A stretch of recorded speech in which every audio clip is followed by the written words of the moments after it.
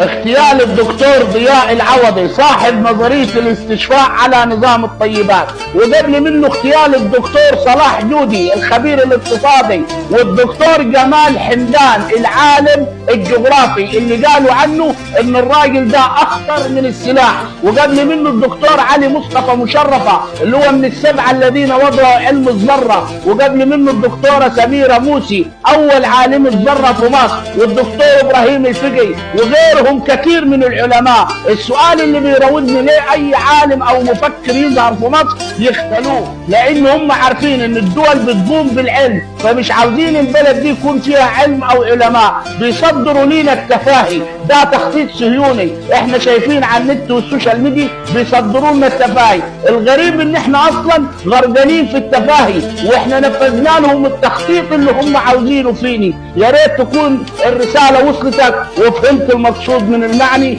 والسلام عليكم ورحمة الله.